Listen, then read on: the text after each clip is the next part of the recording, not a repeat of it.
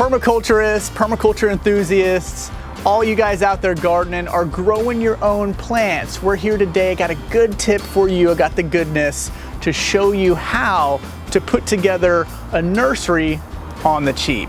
So look behind me here. We got lots of things going on. We've got 4 different types of tables that we could set up to put a bunch of different seedlings on. And since we have the inauguration, so to speak, of our buddy Eric Sider, who runs Planting Pioneers, we've used this as a staging site for his nursery, which is really awesome. By the way, check out plantingpioneers.com. There's lots of companion plants on there specifically used for permaculture that you might have a hard time finding in other places. But okay, let's go ahead and get into this first one here. The really easy one. As you can see, we've used pallets. Now, you don't want to choose just any pallet, and go check out our website and make sure that you watch the video tip that we have on how to choose pallets. Little spoiler alert, get the HT, heat treated.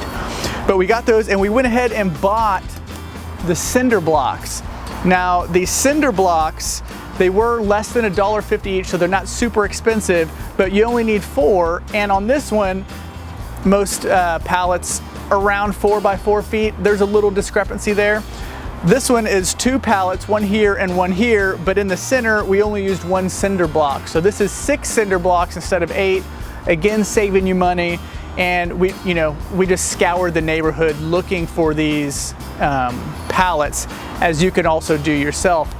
If we go back here a little bit more, you can see what we did here is we've cut some of the pallets in half, and we used these guys as legs, right? So we used them as legs, and then we put another pallet on top of them, screwed those into the legs, and we're gonna go ahead and put one here too. But we did the plywood because we had that before we had these pallets. So we got plywood and then a pallet on those. Either or, whatever you have, it's gonna be good for you. But this one will kind of give you a smaller section, just because reaching over way into 4 feet may be a little bit too far. You might want to get 2.5 feet here like we did here. If we turn around, we got the Mamba Jamba of tables. This is where it gets pretty darn ridiculous. I mean, I think I could kick this with steel toe boots and then hit it with a sledgehammer. This'll work. I'm just kidding. It's gonna be really tough. So this one is 1, 2, 3, 4 pallets with wood screws. These guys right here, all together. And this has space for storage on the shelves on the bottom, and we put a piece of plywood on the top. This is great for working when you're doing the seedlings and whatnot. This is also really good for working. This section that's lower is better for maintenance. Not so good for working here, strain on your back.